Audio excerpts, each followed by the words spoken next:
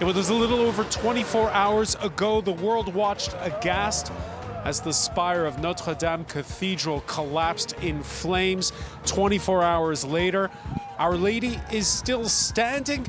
How long will it take, though, before Notre-Dame is back up and fully fit? Hello, everyone. I'm Francois Picard. Welcome to a special edition. We're with you for 2 hours with guests from near and afar. France 24's Chris Moore is standing by in front of the famed cathedral. We've been seeing the people pour past here where we are, Pont de la Tourelle, behind the edifice on the left bank of the Seine River. We'll begin just by telling you a little bit about the geography. As you can see, Notre-Dame is on an island. And it is the original center of Paris. It's the dead center of France for many. And it is between the left and the right bank. 24 hours later, we're still piecing things together. Let's start with the good news. No fatalities, 3 slight injuries, 2 police and a firefighter. And right now, it seems as though the cause is accidental. Let's go to Peter O'Brien for the latest. There's extensive damage, but it's still standing. Overall, the cathedral structure is holding. Some weaknesses have been identified in the vault, and with the north transept gable, which has to be made safe. Gone in the blaze that erupted on Monday night, 2/3 of the cathedral's roof, along with its spire. The forest of 12th and 13th century wood that held it up burned, while the lead sheet on top melted. The stone vaulting inside the cathedral prevented much of the structure from falling down. The bell towers on the western facade remained intact, while the famous rose windows and organ appear to have survived. Firefighters managed to save many of the treasures inside. The most famous pieces, the crown of thorns and the St. Louis tunic, are in safety in the City Hall. The rest of the treasures should be safely in the Louvre by today or tomorrow. 16 statues once connected to the spire are safe. They were removed as part of renovations just 4 days before the fire. And we're with a group of tourists, but not just any tourists. Tor Eric Matheson, who is a freelance photographer, is with his family. First of all, introduce us to everyone. Yeah, this is my daughter Elina and my wife Irena and my son Carl Henrik. Now, 24 hours ago, was your first day in Paris, and you happened to be here. Yeah, we just got in yesterday at 2 o'clock, and then we decided to take a trip around town, and we wanted to see Notre-Dame. So we went there, and just 10 minutes before 7 o'clock, we saw a little bit of smoke, and then we walked closer. And as we got to Rue d'Arcole, The Pont d'Arcole? Yeah. Yes. Then we saw more smoke and a couple of policemen. And as the bells tolled for 7 o'clock, then all the more police and more fire department came, and then they started pushing people away. And we had to move over to the other side towards Hotel de Ville. And we were standing there for an hour or so. You watched from the right bank from the Hotel de Ville. Yeah. What were your thoughts when you were watching the blaze? It was unreal and frightening and very sad. We thought it was very sad. So it was like a movie and unreal. This is your first trip to Paris? Yeah. You come and you see this? What? You come and you see this? Yeah, it's unreal. I didn't believe it at first. And it's a real tragedy. What was going through your mind? We were shocked. You're a freelance photographer. You took one picture, which we've posted on our Facebook page, where you turned and, as the spire was falling, you decided to photograph the people watching. Yeah, this is because I have a friend who took photos when the towers in New York fell, and he did the same. And I was thinking, this spire is gonna fall soon. So I just turned around and I waited for the reaction. And it was shock and tears and not nice, but. Yeah, there were a lot of tears. Yeah. The people were crying and shocked. How do you explain this emotion? It's terrifying, and it's. I thought people were very quiet and not. They didn't believe it at first. And it's a strange mix, right? Because you have people in the neighborhood, French people, tourists like yourselves. Yeah, it was a mixed, and many come and watch it later as well. Yeah, as the night wore on, more and more people showed up. Yeah, and we only stayed for 1 more hour, and then we wanted to go home, but then the fire department came outside in the street, and people were cheering on for them. So I think they were happy about what effort they made. Yeah, the firefighters are indeed the heroes. As we can see, the structure is still standing, and hopefully will be restored to new. Yeah, hopefully we can come back and see it again sometime. We would like that. All right, well, the Mathesons, thanks so much for being with us. The Mathesons there describing for us a bit like that atmosphere was like calm last night, and there were also outside of Notre-Dame, it is the beginning of Holy Week, spontaneous moments of prayer where people started singing Christian songs and prayers outside the cathedral.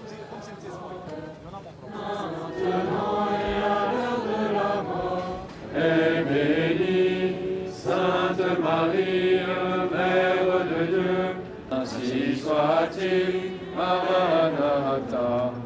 Je vous salue. Le fruit de vos entrailles est béni, Sainte Marie, pleine de grâce. Le Seigneur est avec vous.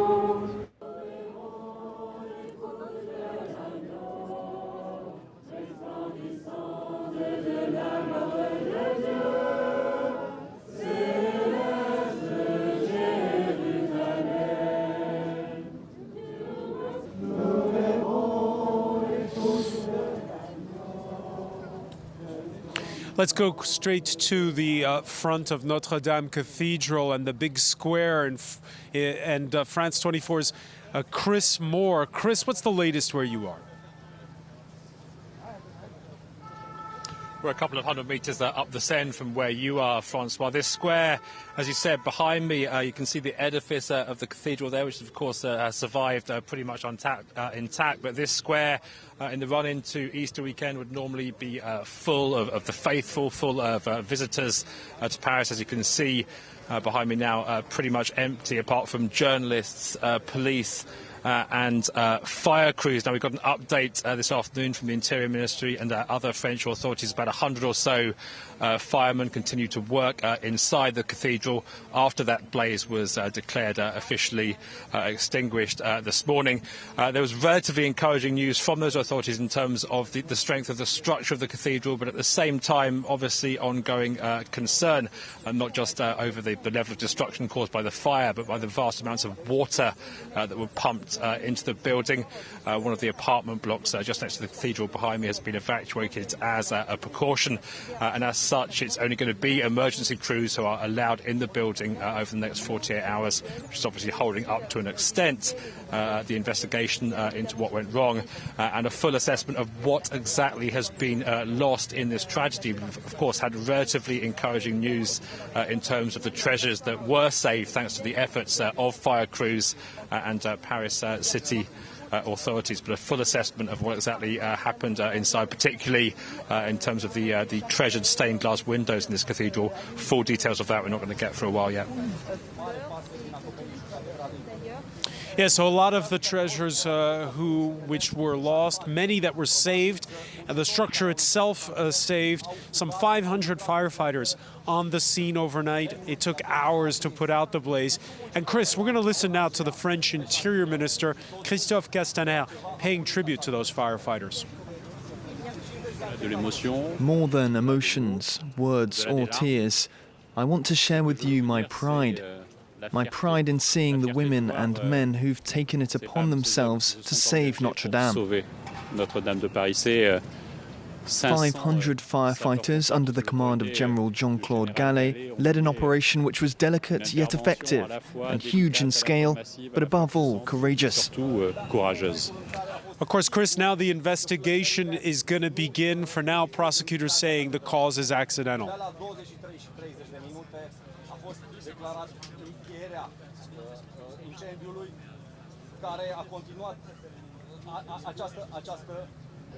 All right, Chris Moore, who we'll try to contact with later. Now I'd like to bring on another guest for us. Marek Halter joins us now. Thank you for coming in. The writer Marek Halter. Pleasure to have you with us. Marek, your latest book is your memoirs, published in French. I dreamed of changing the world. You dreamed to change the world. Published in French and in English? French, not yet in English. Is it in translation? The subject matter you often deal with is religion in your writing, and you're somebody that here in France we go to when there's talk about ecumenicism and religion. Here, the French have surprised themselves over the past 24 hours because even those who don't practice faith have been moved and shocked by what they've seen. How do you explain that? I think I always thought that the culture is strong as economy. This is a part of our history, not only because this is a Gothic, fantastic monument, but because a French writer, Victor Hugo, wrote a book about it, Notre-Dame de Paris. I have some pages here in French, what is fantastic. So, and millions and billions of people knows Notre-Dame because they read Victor Hugo. So the Hunchback of Notre Dame, the romantic image of the 19th century of this edifice, that's what makes this so special to all the French, you're saying? Not only French, not only French. I received phone calls from Russia, from Poland, where I was born, from Israel, for Arab countries. For sure, the idea that a place where you are going to pray is destroyed is very strong, because majority of the people there are saying that they don't believe in God, but after all, everybody is saying nobody knows. Maybe he exists. If he exists, he still exists in this cathedral, for sure, because the cathedral was built 800 years ago. So you have a strange feeling all around the world. You have a solidarity, cultural solidarity, because we are part of the same civilization. And for the other side, a place where people for so many centuries are going to pray. The timelessness of Notre-Dame, you mentioned that. 856 years since this became a full-fledged cathedral. Last night, people were wondering, this immortal structure, was it in fact perhaps mortal? You know, what people don't know is that on the front of the cathedral, the other side, you have 28 figures, sculptures. They are the kings of Israel, 28 kings of Israel. You know why? Because before they finished to build the cathedral, the church had not enough money. They asked help but the Jewish community. The Jewish community helped them to build this cathedral, and to thank them, they put the Jewish kings on the front of the cathedral, the most important cathedral in France. It's fantastic. You have already two monotheistic religions together in this place, in this fantastic place. Let's talk about 2019. The fact that France and the world, as you described, coming together around this fire. At this point in time, what does that mean? I think this is an important moment because the people you know all around, this first time for many centuries, they feel that they belong to the same civilization. You have a solidarity. Not only rich people responded to the appeal of our president to send money to rebuild the monument. You have poor people sending 5 euros, 3 euros, 2 euros to feel that the monument will be also there, the monument of all the French people. This is what the fire obliged us. No political speech could did it. Not political speech. In 2015, when you had the Charlie Hebdo attacks and the Paris attacks, there was this moment of solidarity where the nation came together. The moment didn't last all that long. What about this time? But it's not the same. You had that solidarity when you are in war, for sure.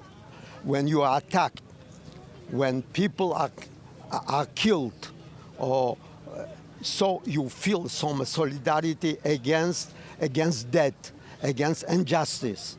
But the solidarity is a short time solidarity. Here, nobody died, no deaths, no wounded. So this is something else. This is a symbol of our part of civilization. We are civilized people. We have thousands years before us. People, they created a world. We are talking now as a free people, you know, and slavery was abolished here only 250 years ago, slavery. So we are free people. So this is another form of solidarity, as you told before, after the Charlie Hebdo solidarity. Marie-Calter, here, why don't we just turn this way so people can see you a little better here. When you think back to the first time you saw, you described being born in Poland, the first time you saw Notre-Dame Cathedral, what went through your mind? For me, this is very special because a man who explained me the history of the Notre-Dame was the Cardinal of Paris, and he was a Jew. He was converted Jew. Converted Jew, for sure. Jean-Marie Lustiger. Interesting. We spoke, my French was not very good. We spoke in Yiddish, both of us. We spoke in Yiddish. And he could be elected the Pope, but he died before the elections of the Pope. And interesting, before he died, he asked me a favor to organize before, because all the cardinals are born in the cathedral. So before, he asked me to say Kaddish. Kaddish, this means a prayer for the dead in traditional Jews. Right. And I found 10 Jews. We put kippah and we said the Kaddish for him. And then we took him inside the cathedral where all the government was waiting, and he became again a cardinal, a Catholic cardinal. It's fantastic. His dream was to go back to the time of Jesus Christ where everybody was talking in Hebrew. Jesus Christ talked by Hebrew. He didn't knew not Greek and not Latin. was a Jew. So this, for me, this is a symbol. I think that all the religions, and I saw it in my life when I am going to the neighbors, Muslims. They like me. They know that I'm a Jew. Because I like them. They know that I know them. I know their religion. I read the Quran. I know what they invented, mathematics, algebra. This is the Arabs did it, the first hospital. So you see this building as an ecumenical place. For sure, and for sure. For all the religions. It's a center of spiritual power.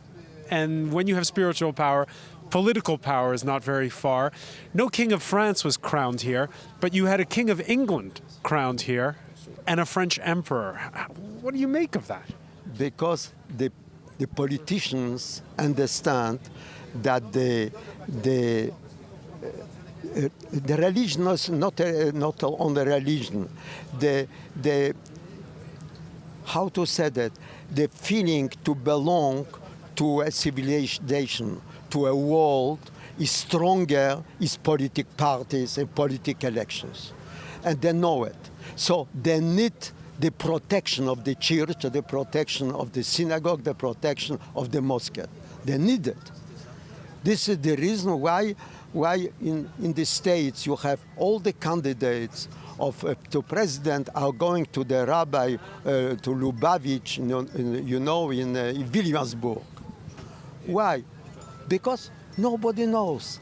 It's good to have a protection from maybe the representatives of God here, all around us.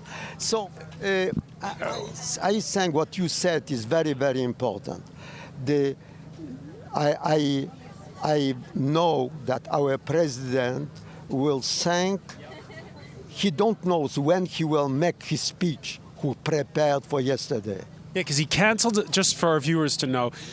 President Macron canceled a speech that he was due to deliver, a big speech at the end of the Yellow Vests movement, answering their grievances with specific measures.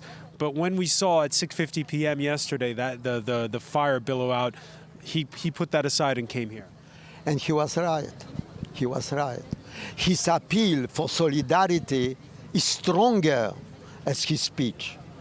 Every political speech is unable to organize a people, to mobilize a whole people, because you have always people who will not accept your ideas. You have left wing, right wing, so forth. But this, nobody will vote it against. Nobody. This is our history. This is our past. This took priority over everything. Marek Alter, I want to thank you so much for joining us.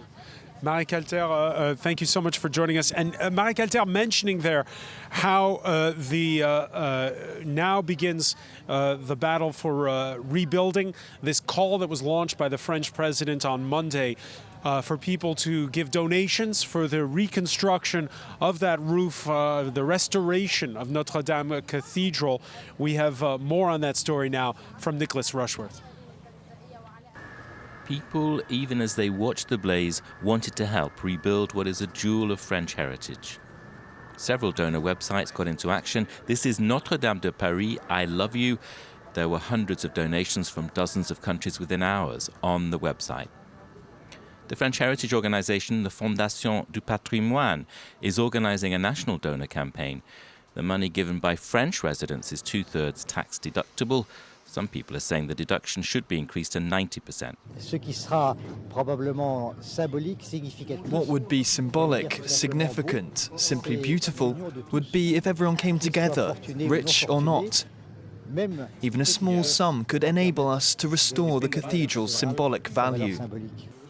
France's wealthiest businessman, Bernard Arnault, offered 200 million euros, and François-Henri Pinault, whose group owns Gucci and Yves Saint Laurent, said he would give 100 million euros. Other major donations include 200 million euros from L'Oréal and 100 million from Total.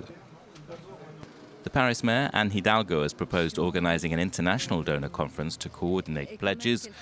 Among international efforts, the New York-based French Heritage Society has launched a web page to raise money. Worldwide, the GoFundMe fundraising platform says dozens of campaigns connected to the cathedral fire have been launched. The reconstruction will be long. The cost is difficult to estimate to restore the monument to its former glory. Let's cross back now to Chris Moore. Tell us where you are, Chris.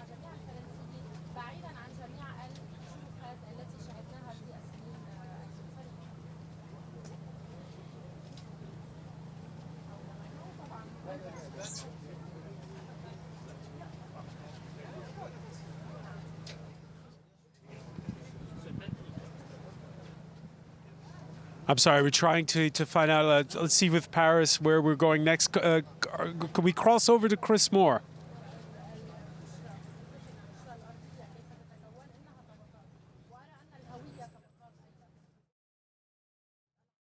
To cross over to Chris Moore in a short while. Chris Moore, who's in front of Notre-Dame Cathedral. And yeah, it's right now coming up on 6:30, the time when the first time that the fire alarm rang. There were people inside of the cathedral at the time. They thought it was a false alarm, and then they came back out. They continued, and then it was at 6:50 p.m. So a little over 24 hours ago, that the church was evacuated, the cathedral was evacuated for good. We're going to take a look now, as you could see from that report on the fundraising. We're going to try now to cross over again to Chris Moore. Who, Chris, can you hear us?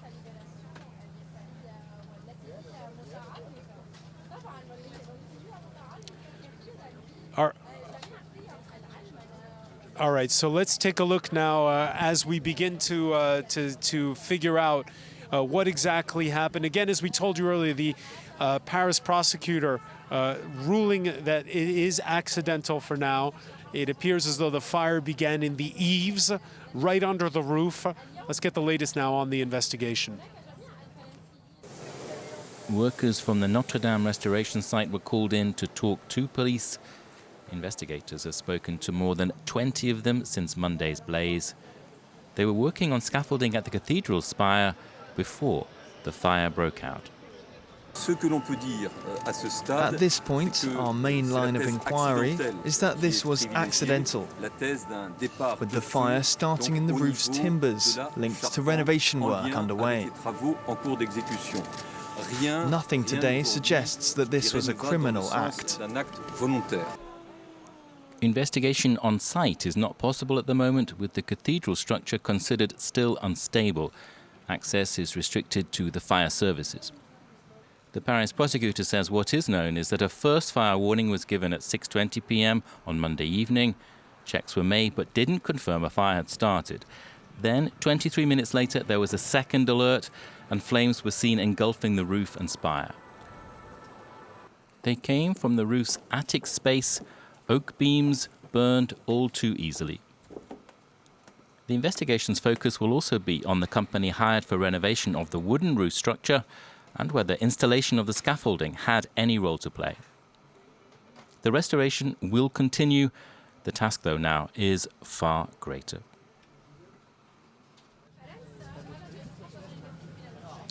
Yeah, it's going to be a long investigation into what exactly happened, trying to figure out I'm calling over here right now to join us. Marie-Laure L'Avenir, is that correct?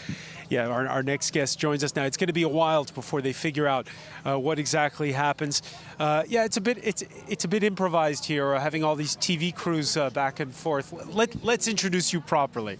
Marie-Laure L'Avenir, who is the Director General of the International Council of Monuments and Sites, ICONOS. Thank you for being with us. Thank you for inviting me. Yes, ICOMOS is the international association which gathers all the professionals of the conservation of cultural heritage over the world. So we have around 11,000 members. And what was very impressive with what happened last night is that as soon as the news started to spread out, we received messages from all over the world showing how important this cathedral, this part of our heritage is not only for Paris and France, but for mankind. Yeah, and we had just first a word on last night, because you had the firefighters, but also other museums quickly getting involved. The Louvre. I know that a lot of the artifacts that are inside that were saved have been first taken to Paris City Hall, and they're then going to be dispatched elsewhere. Well, yes, to other museums. Well, the question is still open because the time has been it has been very little time since everything happened. But I think that there will be a general organization among all museums and places in Paris to be able to collect the artifacts so that people maybe have a chance to see them in the coming years, even if they are not. It's not possible to see them in the cathedral anymore for the time being. Now, this happened at the outset of a restoration, right? And we can still see behind us there the scaffolding that is managed to stay up despite the fire. Has this happened before? Is it often that there are fires like this that break out during renovations? Yes, unfortunately, I must say that it's very frequent. It's maybe the first lesson in all courses of risk preparedness. You learn that renovation work is very, very often the first cause of accident and damage. Why? Because in this case, they use a lot of solvents and materials that are flammable. What's the reason? Difficult to say. It's more a statistical observation. And I guess that each case is different just because the intervention of human action creates new risks for parts of the buildings where usually nobody goes. All right. So first of all, and then what is your reaction to this call for solidarity, for people to chip in, for there to be people to contribute and money for the restoration? How is that going to work, you think? I think it's going to work very well because, in fact, people started to ask us how they could contribute from all over the world, even before it was said that there would be a call for contribution. So I think it's going to work very well. And I think, again, it's a sign that cathedral was a part of the World Heritage, and the world is going to help Paris to rebuild the cathedral. Yeah, it's not just any cathedral. What is it about people from around the world offering to contribute money? I think that this cathedral was particularly iconic. Well, first perhaps because Paris is also an iconic city, but I think that this cathedral has played a major role in French history, in European history, in architectural history. I think it's the first real Gothic cathedral that helped to spread out the Gothic architecture all over Europe. So I think it's a very important building, and this is why the world is concerned that it has burned. What does it mean to you personally, Marie-Laure L'Avenir? Well, I've been a Parisian for most of my life, so I'm really very sad, and it's difficult to find the words to express the feeling. But I think what happens also with that kind of very unfortunate accident is that it also brings you to the fragility of all human life, because when you see a cathedral like this, who has been here for 850 years, just with a major part collapsing in less than 30 minutes, it brings you back to the fragility of life. Fragility of life, and some of the wood, it's a wood structure on the inside, was also 850 years old. Yes, so this wood structure, I think, is really the major part that we will never be able to recover. Even if we rebuild, we will never have this wood structure again. And this is what makes heritage something that we want to transmit to the next generation, something very special, because you cannot replace heritage. Even if we rebuild the cathedral, and I hope we will rebuild it, we will not have the same. Won't be the same, or how much will it be different? It depends. Reconstruction is really a very tough question. So I think the first thing is that we don't have to start to rebuild immediately. There are many questions. Do we want to rebuild as close as possible to what it was before? Do we want to have something different to make it different, to be a kind of testimony of what happened last night? there are many questions, and I think it's very important to take the time to ask these questions, find the right answers, which can depend from place to, they're not the same all over the places. So it's difficult to say today, but we have to think about it. You have to think about what kind of reconstruction, what kind of renovation for Notre-Dame. It's going to be closed off for a long while. I remember in my childhood, Reims and Rouen Cathedral were still being renovated after being bombed during World War II. It took decades. Will it take decades? Decades, I don't know, but for sure it will take many years. And but in a way, you know, the flesh that collapsed last night was a reconstruction itself. It was not from the origin. So I think it's also part of our life to rebuild and rebuild differently, and so that a monument integrates parts of different periods of time. Yeah, that spire was from the mid-19th century, the spire that used to be right there in the middle there and behind. And it had been, well, how should we say, it had been given a freshening up in 1935. And the lead on the outside of it was starting to peel. They needed to renovate it, and that's why the scaffolding went up. Yes, that's exactly what happened. But you're right. It was rebuilt in the 19th century. So now we will have a new spire, perhaps from the 21st century. It's part of the life of buildings. One final question. When you look at the work that your organization does, ICOMOS, Notre-Dame Cathedral, how does it, what does it mean for an international organization that preserves monuments?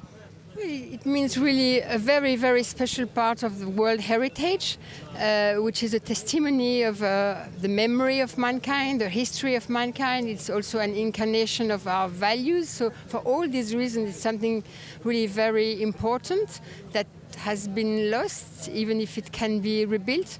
What I must say here is that we have a very strong network in France, and we are very lucky in France to have still the skills to rebuild as well as possible, which is not the case in all places. So this is, I think, a good point in our case. Yeah, there were some, last Thursday, there was some 16 statues that were taken down from the rooftop by crane and taken to the southwest of France. Yes, to be renovated too, so maybe it's a miracle that they were taken. They were spared. Yeah, they were spared, so it's really good luck. It's good luck for them, and it's good luck for us that Marie-Laure L'Avenir, that you were able to drop in. Thanks so much. We're going to take a look now at what Notre-Dame has meant through the ages. A cathedral first conceived in the 11th century. The building began in the 12th century, and then it was only completed more than 200 years later. Camille Didelec has more. Notre-Dame has been standing in the centre of Paris for 857 years, and it's been centre stage in France's tumultuous history for almost a millennia. In 1239, before the cathedral had even been completed, Saint Louis brought the crown of thorns said to be worn by Jesus.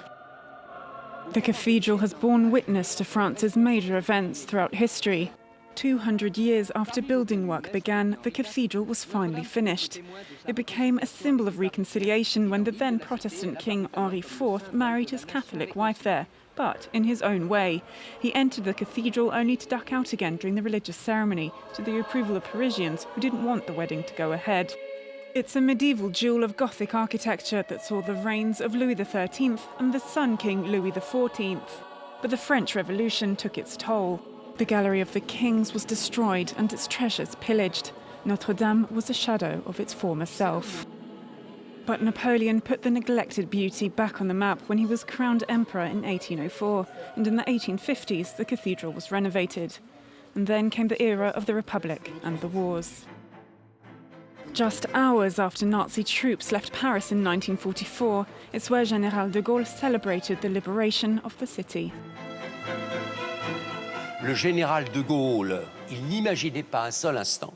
The general couldn't imagine a celebration of Paris without its church. de son Église.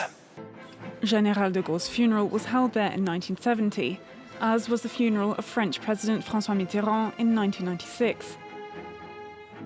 It's a sacred place, but also a place of art, culture, reconciliation and peace. For almost 9 centuries, Notre-Dame de Paris has been in the heart of Paris and in the heart of Parisians. Okay, and as promised, we said we'd go back to Chris Moore, who is in front of the cathedral on the other side behind me. Chris, what's the latest where you are? That's right, a deserted square directly in front of the cathedral, but if you come over to the other side of the River Seine, there are pretty vast crowds milling about trying to come to terms with what happened yesterday, a real mix of Parisians and tourists. With me I have Dario, who has come to Paris from Spain. Tell us why you're in Paris. So I am in Paris because I am studying to become an heritage architect, so to take care of monuments and all buildings. A heritage architect, so I guess what happened yesterday has really struck you. You can't get more heritage than Notre-Dame. Absolutely. For me, and I think for most of my colleagues, Notre-Dame is really a symbol of, it's one of the first cathedrals ever built in Gothic style. So for us it's really important to study it and to see the evolution of the Gothic style. And where were you yesterday when the fire broke out? So we were getting out of the classroom, so we were still at the school when the fire started, and first of all we didn't believe, or we think that it will be extinguished really quick, but well, no, and we came, some of us, to see how it takes, how the fire was taking on all the roof. You must have been, because we were all here at that kind of key time at about sort of 8, 9 in the evening. You must have been very worried about what could have happened. It could have been worse. Absolutely, absolutely, because there is the tower that has fallen, the tower from the center, the needle of the cathedral, and we were really afraid because we knew that it was really, really heavy, and so falling into the cathedral, well, it will have been really, really worse than it has been. It has been already really, really bad for the cathedral, but it will have been really worse. And finally, what do you hope for the future of Notre-Dame? Obviously, millions of euros have already been raised in potential funding for rebuilding. How do you think it should be rebuilt? Should they be 100% loyal to the original? Well, already it's not that is only the original, because Notre-Dame has had because it's been added to over the centuries. Yes, that's it. For example, the needle itself was from the 19th century. But the thing is that we sometimes when you restore a building, you don't have all the information how it was. For Notre-Dame, we have a lot of information of how it was, a lot of photos, a lot of plans and documentation. So we think for me, as we have a lot of documentation, the best will be to rebuild it as it was yesterday morning. Dario, thanks very much for talking to us. So you're hearing that's one example, a heritage architect from Spain, just one of many people who come to the city of Paris to study, to live, to make it their home. And as I said, a real variety of people down by the River Seine opposite Notre-Dame this evening, tourists, students, and of course, many, many local Parisians. Chris Moore, many thanks. For that, and I'm going to see your architect and raise you one. We have Hans Martin Hallereker, who is with us, an architect as well, part of an international firm that's right here in the French capital. You were on the other side of the bridge. If you're just joining us here on France 24, we're on the left bank of the Seine, and the Notre-Dame Cathedral is smack dab in the middle on the island called the Ile de la Cité. On the other side is the right bank. You last night were just across from Notre-Dame on the second island here, the Ile Saint-Louis. Describe what it was like. It was devastating, really. As a citizen of Paris, of course, but also as an architect, it was devastating to see maybe the most important building of Paris, maybe in the world, collapse like that and be on fire. It's shocking that it can happen. It's really devastating because it's so much more than a church. It's to me, I would describe it as like an urban living room. It's where people go to meet, and in good times and in really bad times as well. This time we had to stand on the outside and see it burn. It was really, really devastating, really emotional. A meeting place that welcomes much more than just a place of worship, then you're saying? I think so. I mean, most churches can have that quality of being a place where everyone can meet and to be open. It's an open place for the public and for the people. And that's what it has to be again, I think. It has to be really focused to be that open and to be something for everyone, for the whole city, for France and for the whole world. Now, we were talking, Hans Martin, a few minutes ago with Marie-Laure L'Avenir, and she was talking about the challenges that await now when it comes to renovation, when it comes to restoration. Yeah. I just want to go back in time for a second, because I was reading that the original roof, it took dozens and dozens of hectares of forest to get the wood for that roof. Yeah. How do you even get something like a central beam in 2019, let alone in the middle of the Middle Ages, up there? It's quite a feat. At this point in time, she was saying there's going to be a moment of reflection before they decide what to do next. How do you build the roof again on something like Notre-Dame? First of all, they have to grow the tree, which is not, possible within the time frame they want to reconstruct the church. So we have to find solutions for that. We have to find solutions for a lot of challenges that we haven't faced in recent times, I think, which is kind of absurd because it's a very old building. You should think that it's something that's easy to recreate, but it's the exact opposite. It's so complex. And you have to, as you say, you have to grow the trees. Because you can't use cheap pine wood. You can't, because it's too short. And it's not strong enough. But it's the length that's this big restriction.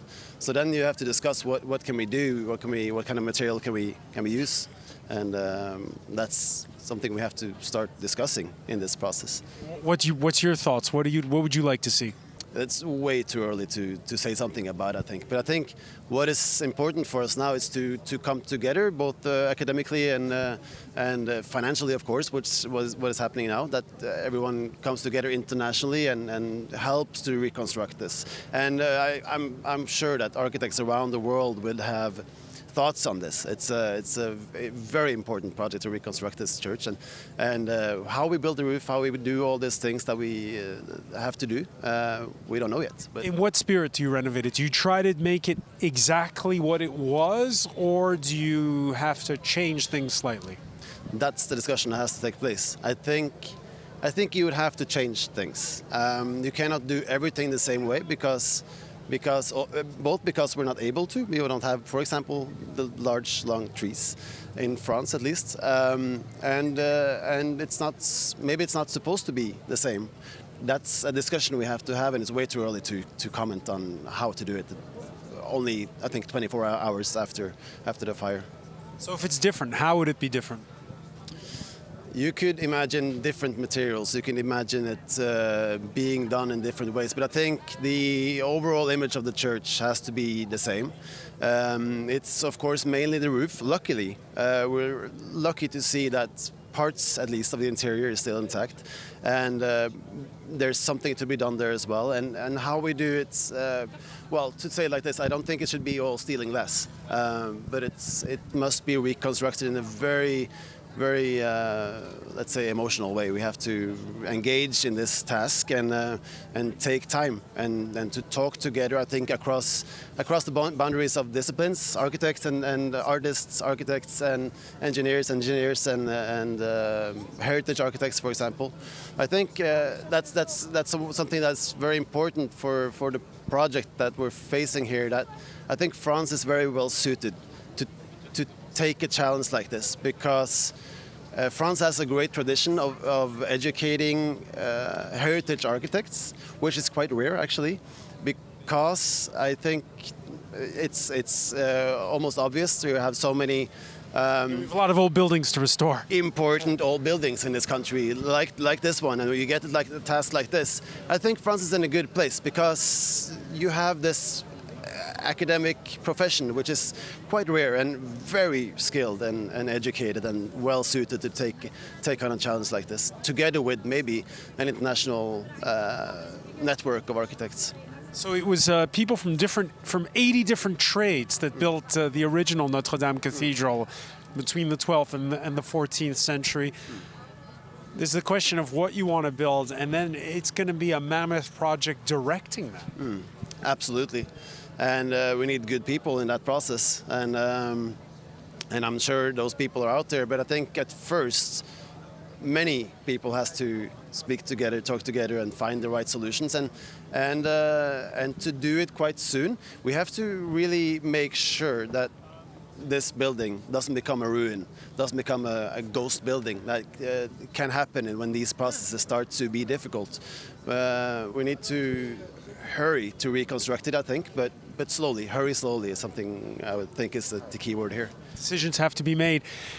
24 hours ago, when you saw the roof in flames, did you think there was any chance that the entirety of the structure could collapse? Definitely, and as I said, we were, I would say, lucky to see the interior pictures. For example, I think midnight last night when you saw that the fire was almost out and some of the interior was still intact. I didn't think that was going to be possible because it looked like the whole interior was in flames. It looked actually worse than it was, which was good. But still, it's a huge tragedy, and it's so much is lost. Yes. So much is lost. Some has been preserved. When you look at the fact that you still have this scaffolding that's up right now, I guess the first job is to put a tarp over all that, right? I would think so. Yes, there's many good solutions for starting that process. And first of all, of course, we have to preserve what is there, and to put a tarp would be one solution. I would maybe imagine a new secondary roof a temporary roof that we put up to preserve the structure and to start the research of what has to be done. All right, final question for you, Hans-Martin Hallereker. France has many great cathedrals. We think of Chartres. We think of the ones that have been restored, like we were talking earlier about Rouen and Reims. The list goes on. Yes. What makes Notre-Dame in particular so special for an architect? It's many things. It's possible to point out one thing, but I think it has this incredible quality of being the heart of Paris, one of the most important cities in the world, and it's, as I said, an urban living room. It's somewhere everyone wants to go, and it's such an important building, way more important than maybe any other church in the world. Any other church in the world? It might be. You have other churches as well that St. Peter's in Rome, for example, that is intensely important as well. But this one is at least at the center of everything. Hans-Martin Hallereker, many thanks for joining us. It was a pleasure.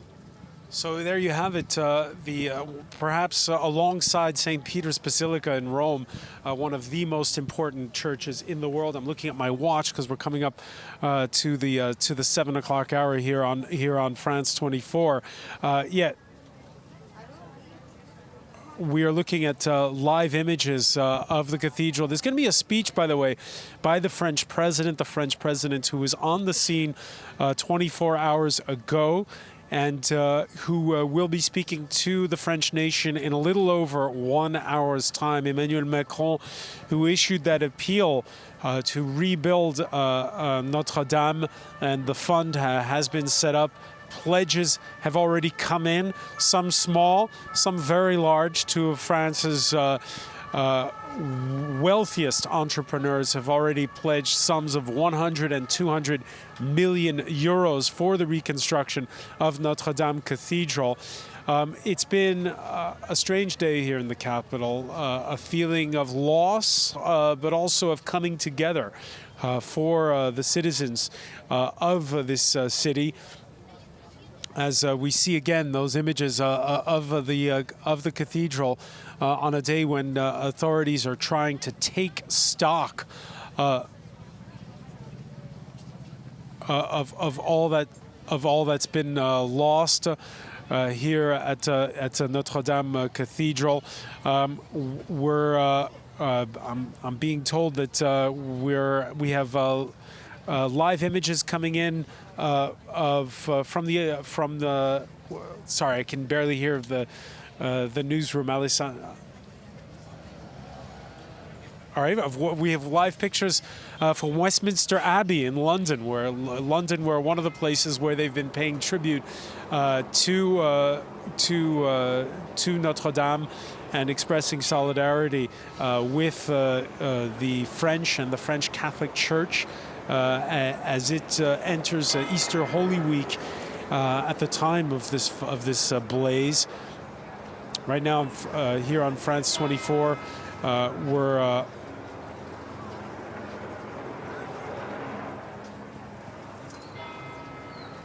we're going to see what's coming up.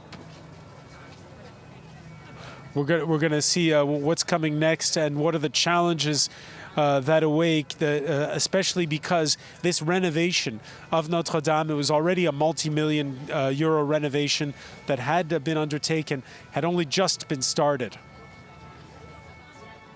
The cathedral, built between the 12th and 14th centuries, was in a state of disrepair. Renovation on the spire and other parts of the Gothic edifice was underway. Scaffolding was in place. Among the signs of the structure's fragility, some statues strapped in so that they would stay in place. Heritage experts warned of the scale of the task. Speaking to France 24 last June, the architect responsible for the cathedral's restoration explained that cement dating back to the 19th century was causing problems. The stone is porous. The cement is rock solid, so solid that when water enters the masonry, it can only seep out through the stone and not the cement, so the stones are getting completely worn down and the cement seal remains intact. A 100-meter-high crane was used several days ago to remove 16 statues from the spire as part of the restoration. They were to be put back in several years' time. They are now what remains intact of the spire. The cathedral, over its 8.5 centuries, has been hit by fire before. This one is devastating.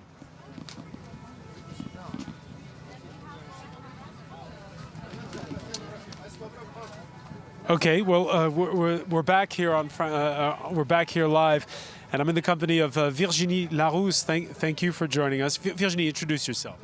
So thank you for inviting me. So first, I apologize for my bad accent in English. I'm sorry. So in fact, I'm the chief editor of a magazine called Le Monde des Religions, which means the world of religions. And this magazine belongs to the Le Monde group, to the newspaper Le Monde, and we focus on religions around the world. So it's not only Catholic, but also all kind of religions. Yeah, we had the writer and intellectual Marek Alter with us earlier, talking about how, for him, this is an ecumenical place, that you have a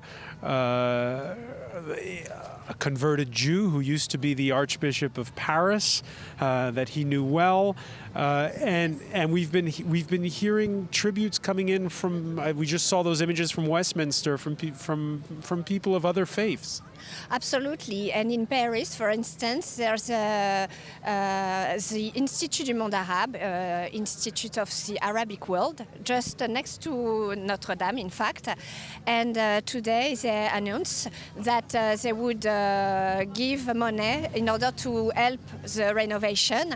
So if you visit Institute of Le Monde Arabe, of Arabic World in Paris, in fact, your ticket will be refunded to help the renovation of this cathedral. So it's very beautiful to see that that those believers from all faiths are touched, and feel empathy for what is happening in Paris. So it's you have all those gestures in order to help us. So it's very beautiful to see that Jews and also Muslims and of course Christians. And in France, many people don't really practice Catholicism. I was going to say, this is a nation of lapsed Catholics, right? Mostly, and yet people who aren't religious at all have been very moved. Yes, of course, because in France, only 4% of the population goes to the Mass in the weekend. So it's very, very few people. But many French people, like 50%, 60%, consider themselves as cultural Christians. So you understand that they feel Christian, but they don't have any kind of religious practice. But they feel Christians, and they're attached to this cultural way to express the faith. But many people in France also are completely indifferent to religion. But Notre-Dame is not only a religious building. It's also the expression of cultural genius, French genius. It means that this cathedral was built by men, and it's also an aesthetic feeling, you know, that people really connected themselves to this building. It's not only for religious reason, it's because it's just a very beautiful building, it's amazing, and so it represents France and it represents Paris. Yeah, there is this strong divide when it comes to religion in France, right? Yes. A strong, all the laws about secularism are done with the Catholic Church in mind. During the French Revolution, this was transformed into a warehouse. And yet, what we're seeing of the last 24 hours is what you described. Everybody accepts suddenly that it's part of their culture? Yes, but in fact, nobody ever says the contrary, you know. It's famous that French people are attached to their patrimony and to the churches, any kind of old buildings. French people really enjoy this kind of cultural heritage, in fact. But you were talking about French Revolution. In fact, right after the Revolution, Notre-Dame was converted into a temple for reason. The Temple of Reason it was. Yes, exactly. So progressively, the cathedral became a sort of secularist religion, and then it began. Of course, not long after, Napoleon crowned himself emperor in the same edifice. So everything can cohabit, within the same place. And when you ask a French person what means for her this cathedral, of course, anybody doesn't see the same thing. It belongs to France before it belongs to the Catholic Church? In fact, the building itself belongs to the state, because when religion and state got separated in 1905, it was the law that the state had to take care of cathedral, because for the church it would have been too expensive and too difficult to take care of all these buildings, because in France we have a lot of historical buildings, and so in fact the church belonged to the state, but culturally you can't deny it belonged to the Catholic Church, so it's tricky. It's always tricky when you're the editor-in-chief of Le Monde des Religions. I want to thank you so much. Thank you so much for joining us. You're welcome. Thank you. It's just gone 7 o'clock here in Paris, and we're on the day after the fire that gutted the roof of Notre-Dame Cathedral. If you're just joining us, welcome to a special edition here on France 24. The last 24 hours have seen shock, grief, a measure of relief that Notre-Dame is still standing. A lot of people weighing up how long it will take, the challenges that lie ahead in restoring Notre-Dame, restoring this cathedral that was built in the Gothic era. And it's also been a time of emotion for people near and far. Solange Mougin has been taking a look back at the last 24 hours.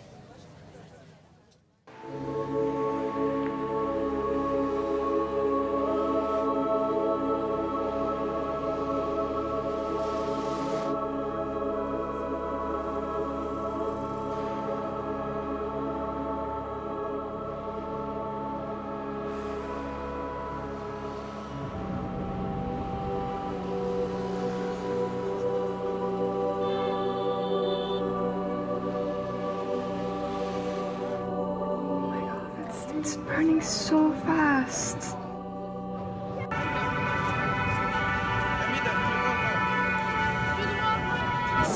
Everyone in the crowd here is very emotional. We're all very upset. A part of our heritage is burning down at this very moment. There are no words. I can't even describe what's happening right now. Paris is collapsing.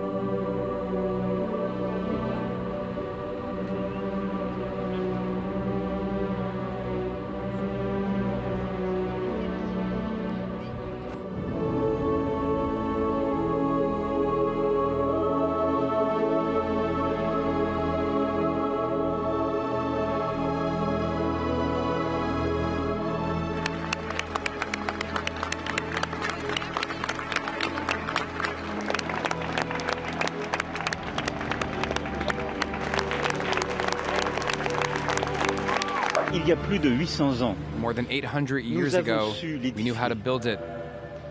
et à travers les And over siècles, the centuries, la we faire grew grandir and improved on et it. l'améliorer. Alors je vous le dis très So tonight, solennellement ce soir, I tell you solemnly, cette we will cathédrale, nous la rebuild this rebâtirons cathedral together. tous ensemble.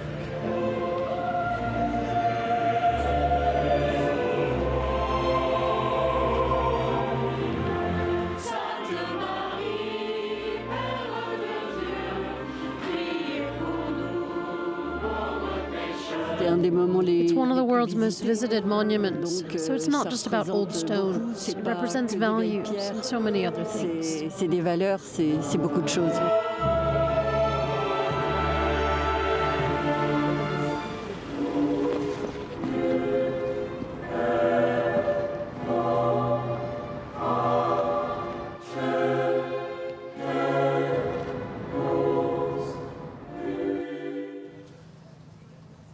Yeah, the whole range of emotions during these past 24 hours. We're pleased to welcome at this time Father Brice de Malherbe, chaplain of Notre-Dame Cathedral. Thank you for speaking with us here after what's been a very testing 24 hours. Yes, indeed. Good evening, everyone. I think the two words that come back to my mind are really prayer and hope. Prayer of asking the Lord to have mercy on us, prayer of thanksgiving. The fact that there were no casualties, except one fireman was slightly injured, but nothing really serious. And then prayer for all those whose work depend on the cathedral. You know, we have 67 people working directly in the cathedral, and of course all those around. And prayer that as people look up to Notre Dame, may their hearts open to the Lord, the love of the God, and think about the love of one another, and hope that our beloved cathedral be restored. Hope that... Because we saw in that report people spontaneously coming together and praying on Monday evening.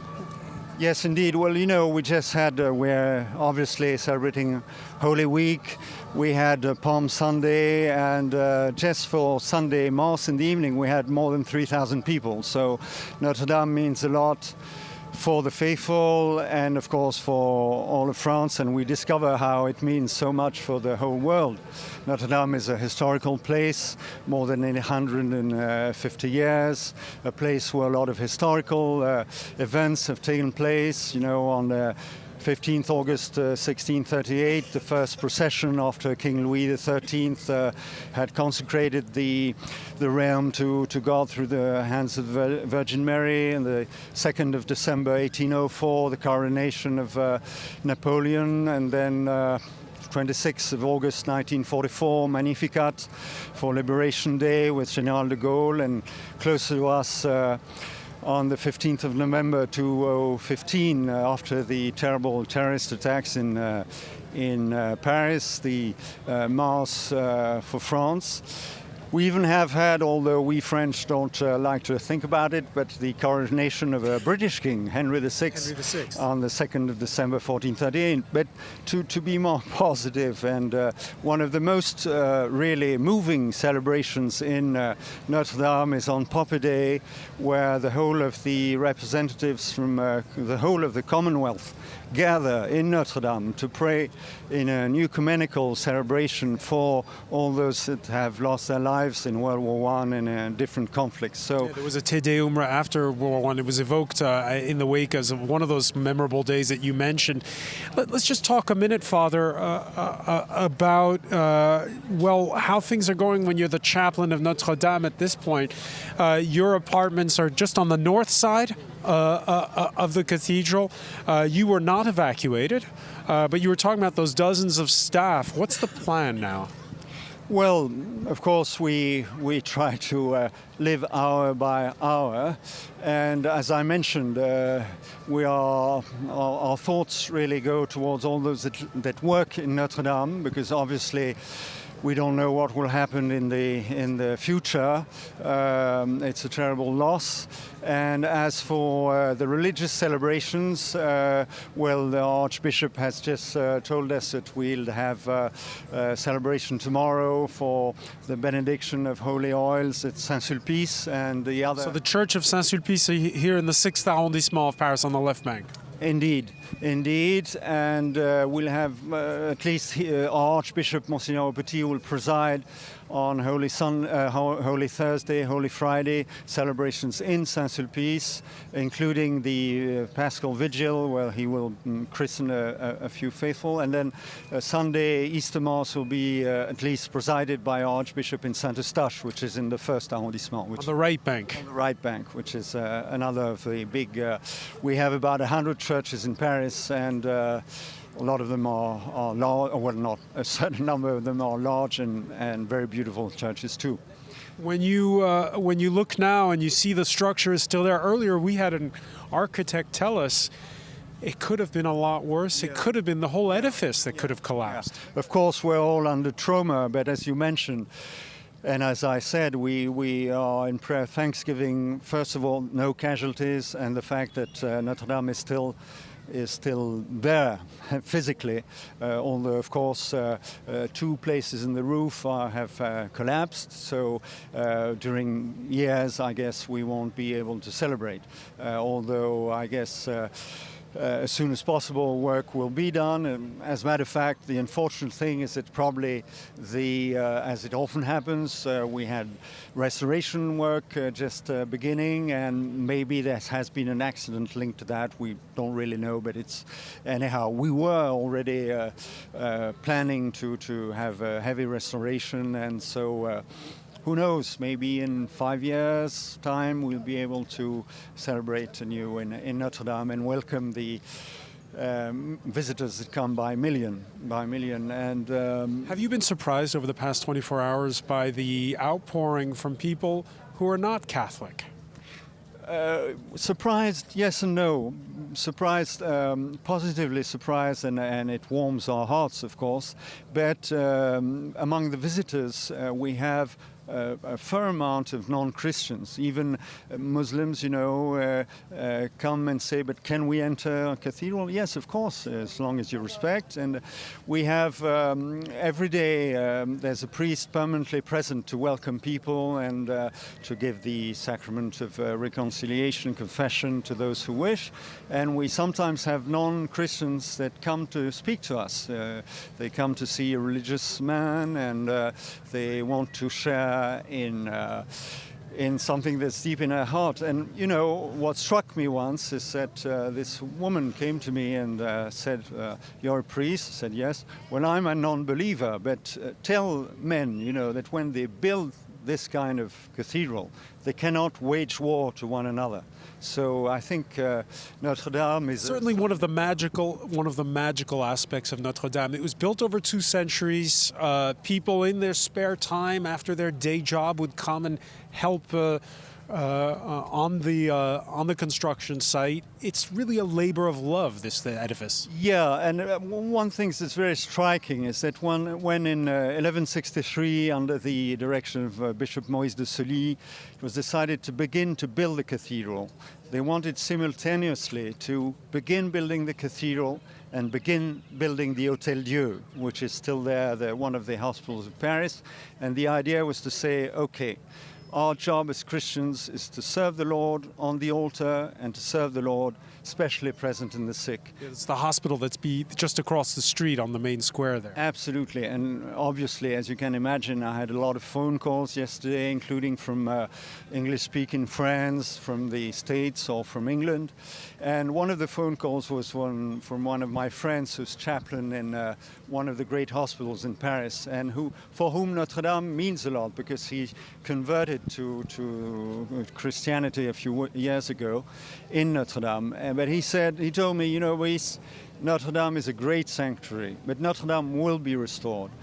Let us not forget that the Lord's sanctuary is the heart of every man and every woman. He just had a tough day, answering the calls of the sick that had asked to see him, and this is the message he was transmitting. The real sanctuary of the Lord is the heart of every woman, every man.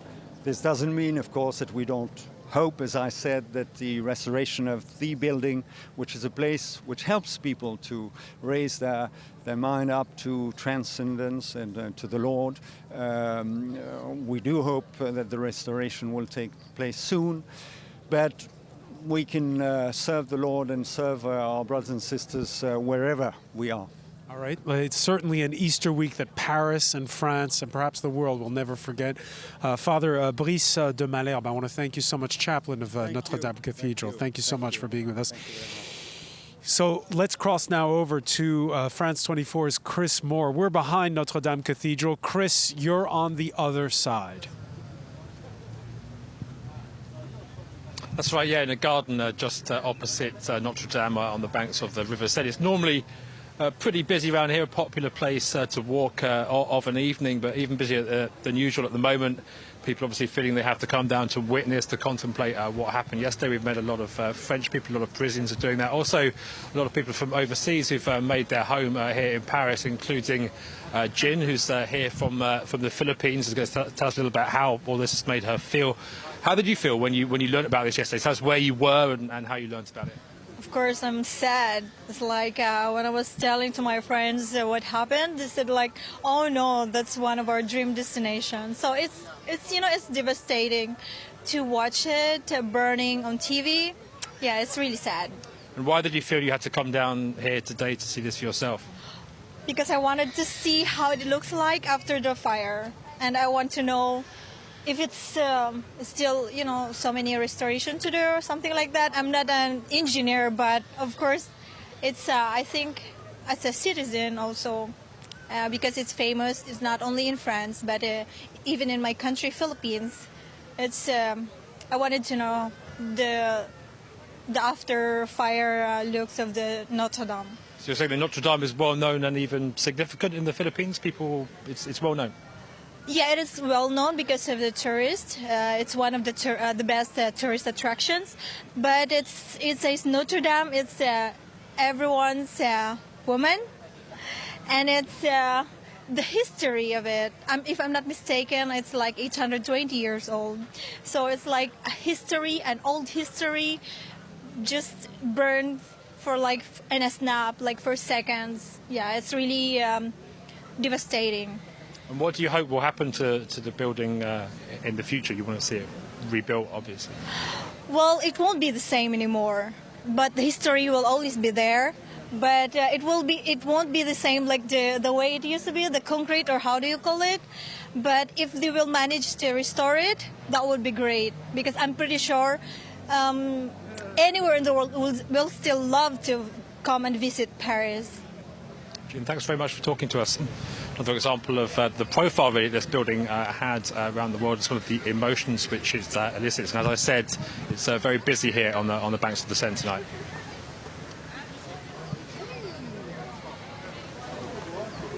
Chris Moore, many thanks for that update. And we were talking about it earlier. The heroes of the day have been the Paris firefighters. Some 500 of them worked through the night to save the structure of Notre-Dame Cathedral. It's a report we can show you now by Selena Sykes. The race to save Notre-Dame began shortly before 7 p.m. local time, as Parisians and the world watched the flames quickly take hold of the cathedral's roof above. Firefighters started battling the blaze from below. A complex operation. The priority to stop scaffolding in place for renovation works from collapsing. We had to adapt to the situation. It couldn't be reached by hoses, and of course water couldn't be dropped from above using a helicopter. We're in the city centre, in the middle of the Ile de la Cité, and the weight of the water drops from dozens of metres above would have destroyed the entire roof. It could have caused a lot more damage. It soon became clear that the spire could not be saved, turning to cinder and toppling as the flames engulfed the cathedral's wooden structure and bringing down with it the entire roof. The inferno inside too dangerous for firefighters. A robot equipped with temperature sensors and a thermal camera was sent to continue battling the blaze. Outside, firefighters raced to cool down the wooden structure. A delicate task as the weight of the water itself risked to make it collapse. Firefighters on the cathedral's ledges directed cranes to target the areas being hosed by water pumped from the neighbouring Seine, while teams secured the structure bit by bit in order to prevent more collapse. 500 firefighters battled through the night for 15 hours to extinguish the blaze. One was seriously injured. Thanks to their efforts, the main structure and facade were saved. The priority for firefighters until this morning was to preserve the north and south bell towers, to ensure the towers were not damaged. That objective has been achieved. Battered by flames and water, Notre-Dame's now extremely fragile structure will continue to be inspected. Disfigured, but still standing, inspiring hope for many on a sombre day in the French capital. And we're in the company now of Elisabeth Auvillain. Elisabeth, who is the reporter for the National Catholic Reporter. That's right. We were talking earlier with Father de Malherbe, the chaplain of Notre-Dame Cathedral, said he was pleasantly surprised by the shows of solidarity from the French. This is a country of lapsed Catholics. I don't know, it's very heartwarming, this response that people have given, but I think basically they give this response because the monument is absolutely wonderful, and I'm not sure there's much to do with faith or with belief, with religion. We saw those spontaneous prayers, that the singing and the prayers that were taking place just the other side here on Monday evening. The French are always uncomfortable when it comes to religion taking over the conversation. I think it's more a question of the public sphere or the private sphere, because the church for a long time was linked to the powers, the important people.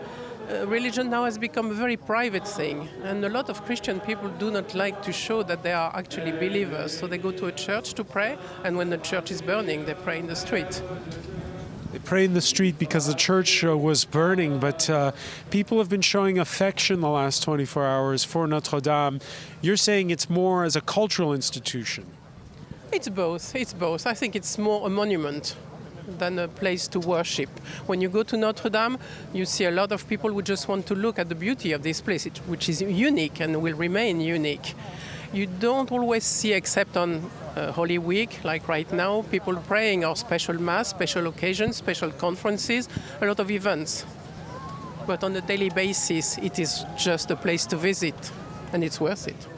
It is worth visiting. Do you think that the way the French see this divide between those who who have faith and those who don't is changing, and that this can start some kind of conversation, the fact that it's happening at the outset of Easter week? You know, our president uses a sentence at the same time, and I think French are not religious, but at the same time look for spirituality. They're in the quest for meaning of their lives. So they say they don't believe, but maybe they do believe. We're all in this kind of situation. And France, well, France is a little bit like the Catholic Church, right? The Vatican is this centralized, top-down institution, where France is this unique nation in Europe where the president has all these powers and all the power goes to Paris, goes here. So there is something very Catholic about France. Well, you say it. I would make a difference between the church, the established church, and the people of God. And I think the main problem of the institutionalized church is time. Church always thought we have eternity for us. But now society is changing really fast, and some problems have to be solved really quickly. You cannot wait for eternity to solve things like big problems like situation for women, lay people in the top-down way of functioning. This has to change, and we cannot wait for eternity. Change happens fast, and we look at a monument like this one, which is 856 years old, and we think that it's going to last forever. And last night, people were stunned to see that, wondering, could Notre-Dame fall? That also was part of the shock. Absolutely, absolutely. But nothing lasts forever, except maybe belief, faith, and love. What do you think will be the lasting effect, the enduring effect? We've talked about how in 2015 we saw France come together after terror attacks. This moment of coming together that we've witnessed the last 24 hours, what's going to become of it? Oh, I don't know. It will be nice if people talk to each other, if people realize that they have a lot in common, that they enjoy seeing their beautiful heritage. And that's already a positive point. I'm not looking for spectacular outcomes of such an event. So what will you be publishing in your next edition? Oh, I'll talk maybe about the unity and about a different look on religion. I think it's about time that people consider religion not as an institutional church. Religion is what you believe in. And that too is changing with the times. Oh yes, fortunately. Elisabeth de Villar, I want to thank you so much for being with us. Thank you. We talked earlier about the heroic efforts of the firefighters in keeping this structure standing. It was touch and go at one point on Monday evening.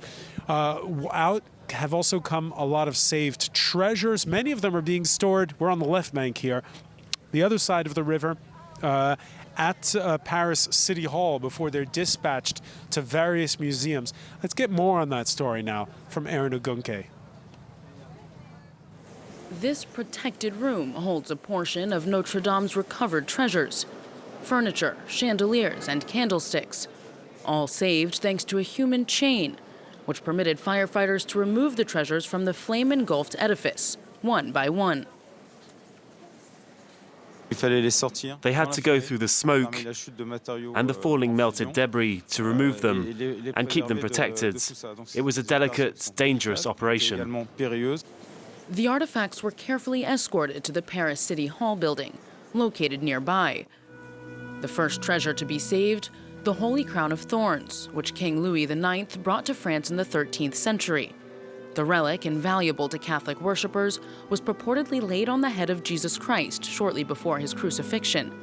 And fragments reportedly from the cross upon which Jesus was crucified were also brought to safety, along with this tunic, worn by King Louis XIV, who was canonized in 1297. The Silver Virgin, too, used in Assumption Day processions, was recovered unharmed. But it will take several days to establish the exact extent of the fire and water damage inside the cathedral. Paintings tend to resist water damage as long as they don't stay wet for too long, so these are the crucial hours.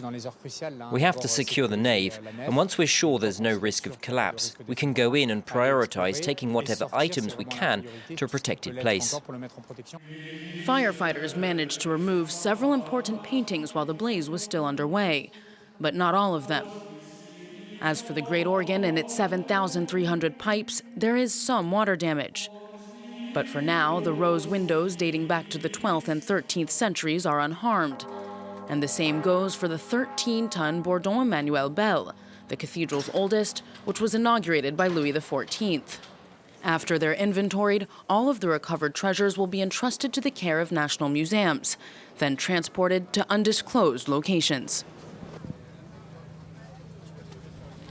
Aaron Agunke with that report. We're in the company of an old friend of ours, Brian Spence. He's the owner of the Abbey Bookstore, which is located, well, here on the left bank, because we're on the left bank side of the bridge. It's about, what, 10 blocks away from here, roughly? It's about 100 meters from Notre-Dame as the crow flies. Yeah, 100 meters from Notre-Dame, and I guess you walk past Our Lady every day. Pretty much, or cycle past it on my way to work. I have to say, too, it's one of the reasons I came to Paris. I'd come to France regularly, and every time I would take the RER in from Charles de Gaulle Airport and get up out of the RER at the Saint-Michel metro station, at that entrance just opposite Notre-Dame. And every time it would do something to me and tear at my heart, and I would say, why don't you just move here, Brian? It means so much to you. So I did. What is it about Notre-Dame? Well, I've studied a lot of medieval history and art and music, and I know how important that this site has been to not only the history of Paris, to France, but it has a significance to the world as well. The Eiffel Tower may be the new symbol of Paris, but it's a symbol of modernity. And it was never meant to last more than a few years. Notre-Dame was the symbol of eternity and meant to last thousands upon thousands of years. And for us to see it yesterday up in flames, you can imagine how that must have struck us right in the heart. Yeah. So this is interesting, Brian, because your references are the Middle Ages. Guests were telling us earlier how the reason Notre-Dame captures the imagination is Victor Hugo's novel, which is 19th century romanticism. It's romanticism of the Middle Ages. Many people know the Middle Ages best through Victor Hugo. So it was his evocation of the history of the cathedral and of the earlier years of the cathedral.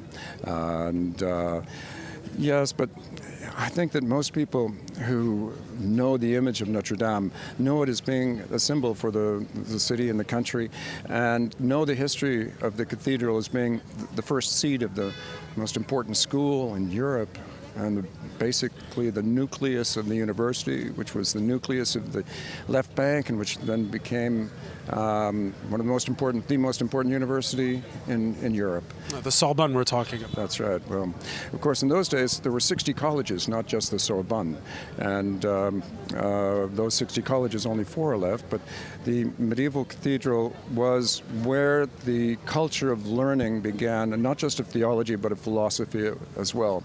And the creation of the university was basically when philosophy began to separate itself from theology to gain that independence that has been such a mark of French free thinking ever since.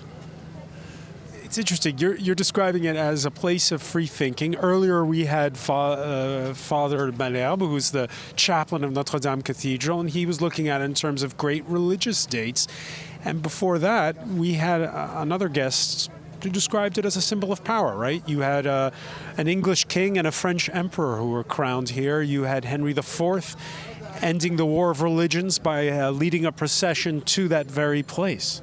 But it's not where the French kings are crowned normally. As you know, that's in Reims. And it's not where they're buried either. That's in Saint-Denis. It had a different role, and I think that's because its role was more a place of the people. The Sainte-Chapelle was a symbol of power. It was the shrine for Saint Louis' crown of thorns. And I think Notre-Dame has always stood as being a place of refuge and as a symbol of the sanctity of the religion and the safety of religion as well, that it provided people in times of strife between town and religion. And so it was... I think you have to see it in a larger context as a place that people, all Parisians, feel attached to, whatever religious stripe. Our previous guest was saying there's a bit of an unease in France when it comes to religion, and the discussion about how you broach it in the 21st century, the scenes you've seen in this, your neighborhood, where you have your bookshop, over the last 24 hours, have they surprised you? It's a very subdued tone, and I know there are some people who are concerned that this is just a sort of a short-term sense of mourning, a sense of coming together, that it won't really last. But I think that after the attentat, that coming together has still meant the attacks of 2015. Exactly, those attacks from 3-4 years ago now. And I think that people come together now, not because they necessarily see Notre Dame as a symbol of power or religious authority, but as basically the focal point for intellectual and cultural history in Europe, as a center for, as the focal point for what makes this country great, precisely because of that tension between religion and free thinking. That France is a country that is, as I think better than most, managed to render compatible those two conflicting, sometimes often conflicting trends. Has the French president struck the right tone? What I've heard of the French president's remarks is that they're sort of typical of what he said many times before. There were diplomatic responses.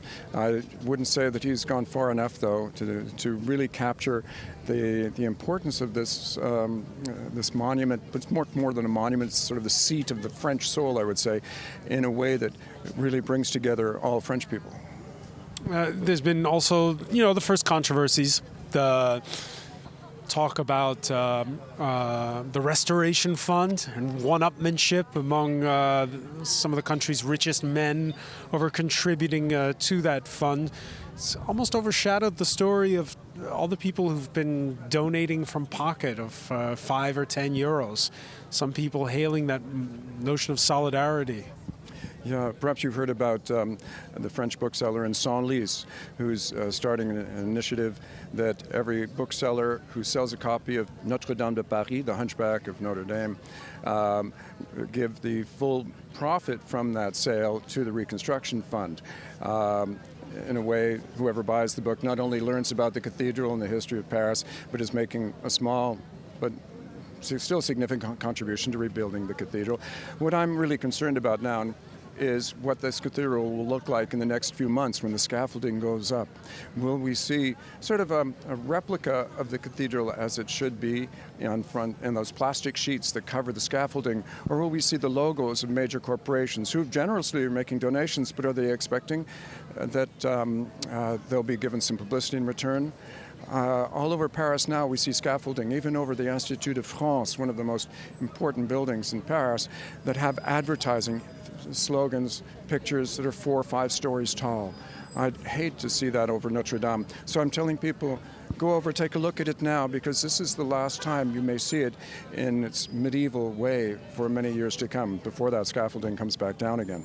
All right, Brian Spence, one last question before we let you go. Notre Dame through the ages, I was looking at clips of the Hunchback of Notre Dame starring Lon Chaney earlier this morning from 1923. It's been in so many different movies. Is Paris Burning, the famous scene where the bells toll at the end when the city is liberated from the Nazis. For you, when it comes to books, what is the book, besides Victor Hugo, of course, that really captures Notre Dame?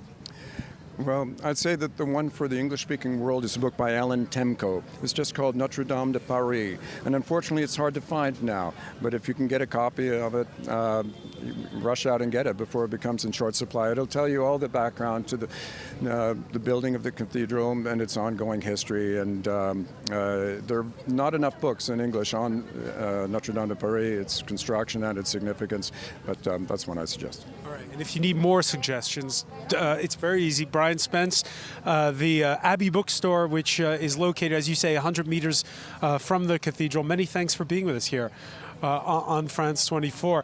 Let's cross to the other side of the cathedral, to the front end, and France 24's Chris Moore. Chris.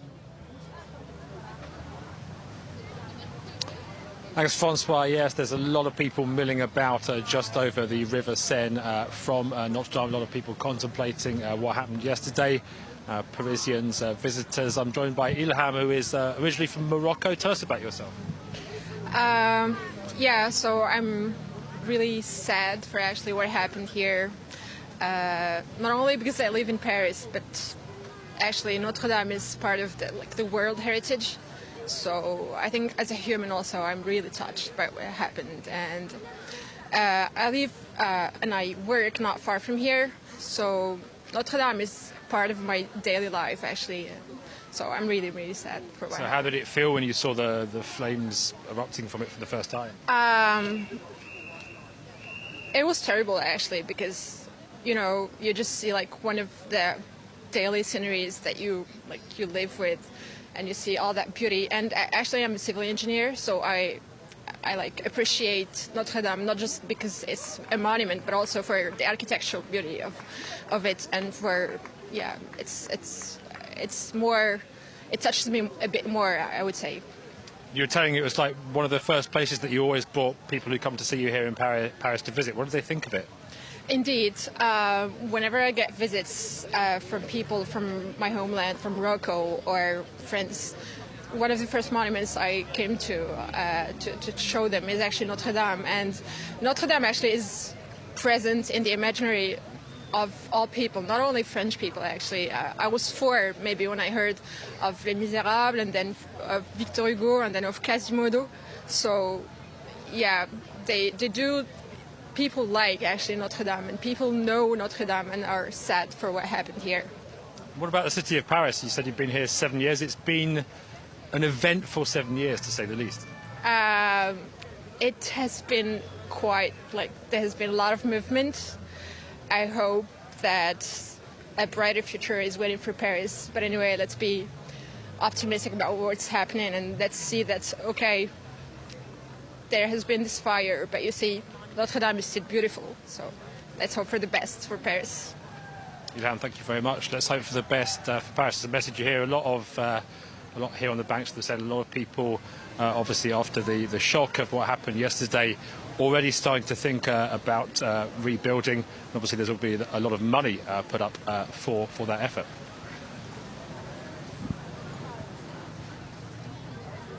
Yeah, indeed, and how that rebuilding happens is something I'm going to be talking about with my next guest. Many thanks for that. Chris Moore, we're with architect Marc Mimran. 24 hours ago, you and I were speaking. You were on the telephone when we were watching this edifice go up in flames. It was exactly 24 hours ago, and you were worried that the whole edifice would collapse. It was really terrible yesterday. I was really upset. Everybody was upset about the situation, but we were afraid that the structure would fall down. Today is another day now. We know that the timber got down, everything was burned, but only the part of the vault or the stone vault was damaged because of the flesh. The spire that fall down. But it seems that the situation is under control now. It's much better than we expected. So we are in a better mood today. A better mood. We spoke to one architect earlier who tells us it's a tricky one, right? You're going to need now a period of reflection to decide how to best do justice to this monument, to this landmark. On the other hand, you can't wait too long before making decisions. No, we have first of all to make the control of the situation of the stone structure, and the part that is outside, which is the structure that keep the wall ahead. So it will take a little time.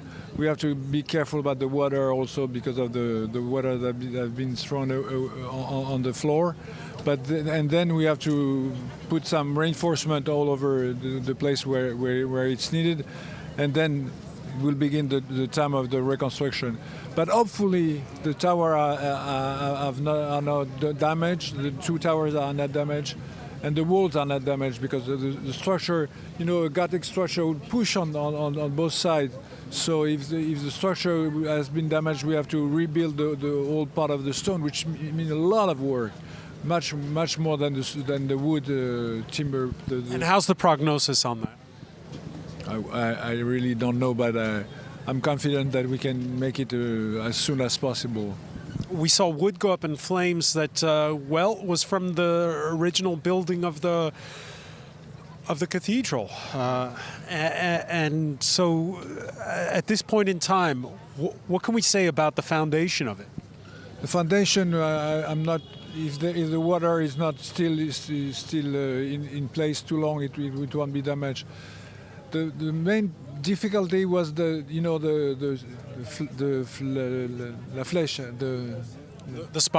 spire. The spire fall down because of the heat of the steel. So it fall down and break it down and goes through the whole stone. So this, for me, is the worst part. Let's say that the timber, we will never have again this wood from 1,000 years ago, but hopefully the structure, the main structure is in a better shape, and I'm myself in a better shape than I was yesterday. Yeah, better shape than you were yesterday. I'm just looking through my notes here because it was 21 hectares of forest. It was 21 hectares of forest. For the building of all the wood that is inside the church. You were telling us how Notre-Dame Cathedral is made of wood, even though you see the stone on the outside. Where are you going to get a long beam, for instance? Where are you going to get the beams that'll go under the roof? Where? Well, there is the main chêne forest in France, oak forest in France. It's a huge one, and we can find it. Obviously, we can find it. It's very difficult because each part of the structure was made of a tree, a whole tree. But there is another question. Should we do that again the same way we did it in the past? This is, for me, a question because this building, we have to say that it was a living building. It was built in the 12th, 13th century and rebuilt in the 19th century. Nobody knows that Viollet-le-Duc has rebuilt the spire was rebuilt in the 19th century. So why should we build that again in the same way? I'm sure it's not the right way to ask the question today, but we could imagine that. You're entering into philosophical territory, Marc-Camille Migron, because on the one hand, we're talking about a landmark that's eternal. On the other hand, you're saying it's not supposed to be a museum. No, I'm not speaking about what we see. We see we have to rebuild what we saw. We are not going to make a roof top on the cathedral. We are not going to change anything about that. But inside the timber charpente and the whole thing, we have to rethink about that, and maybe we could manage a way of making it live again like it was during the centuries. It's not a landmark that should stay the same way it has been all the time. I mean, it's a question. Obviously, the answer is no for everybody, I imagine, but we should ask the question also. So we had this call, the French president who went to the scene very early, and by the way, we'll be carrying Emmanuel Macron's remarks live here on France 24 at the top of the hour. And who made this call for people to contribute. We had some of France's richest men who've pledged 200 and 100 million euros. What are your thoughts about how you do the fundraising for this kind of project and who gets to decide what gets done? In France, we have a French committee about historical monument. It's the Commission des Sites is a huge commission that will do I'm sure it will say what we have to do, and I open a discussion, a philosophical discussion, but I'm sure the conclusion is it will be done the same way it was before. And then now we have it sounds that the French people and everybody is with us, and we will find the money. It was for me a question how to fund 1 billion. It will be more than that, maybe 2 billions. So now the people of France are here. You see the people, they are coming here because the Seine, the river, is their monument, and the cathedral is their monument too. They love it, and we will build that again. Yeah, just to tell our viewers here, below us are the banks of the Seine, which are completely pedestrian, and those banks of the Seine, life almost returning to normal this Tuesday evening. with strollers and tourists who are stopping along the banks, even though it's a relatively chilly evening. Marc Mimran rightfully pointing out that there is a semblance of normal returning. But again, it's been a subdued day in the capital, and this sort of communal sense of reflection. The most sensitive part was yesterday was the silence. Did you hear the silence? Thousands of people were there, and everybody was in silence. We were communicating to each other, and this is not only a cathedral; it's a part of the human culture. It's a part of our patrimony. It's a part of our culture. So it was also a great moment of community for us and for all the world. I think it's so. Because we did hear a minority of anti-religious forces, very staunch secularists, saying, "Why are people crying? Nobody was killed." Explain it to us. No, I don't feel it that way. If you go to the church or you don't go to the church, it's our church, it's our cathedral. We share it. It's a human. It's a fantastic work of light and lightness, about stone and construction. 93-meter high of the spire. The whole history of architecture has been made through that. I am an architect. I was born through the Gothical way of building. It's not only an old way, it's a contemporary one also. From Viollet-le-Duc, the rational way of building. The steel building in France and the steel building in England is coming from Viollet-le-Duc, and Viollet-le-Duc was the man who remade that from the... Who remade the spire in the 19th century. So all the contemporary architecture is coming out of that. So we cannot say that it's away from us. We are part of it. It's part of us.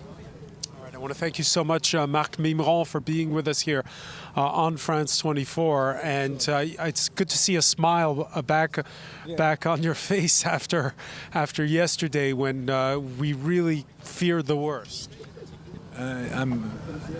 I'm sure we're going to make it. Okay. Sure we're going to make it. And the outpouring of support that we've received from viewers around the world has been touching. That outpouring has been felt in capitals the world over. It's a report that we can bring to you now. Images of Notre-Dame's devastation beamed around the world. From Russia to China, pictures of the burning cathedral hit the headlines. Pedestrians in Beijing could follow the progress of the fire from the streets. 8,200 kilometers from the original, there's a model version. Its spire is still intact. I think that the cathedral doesn't just belong to France, but to all people.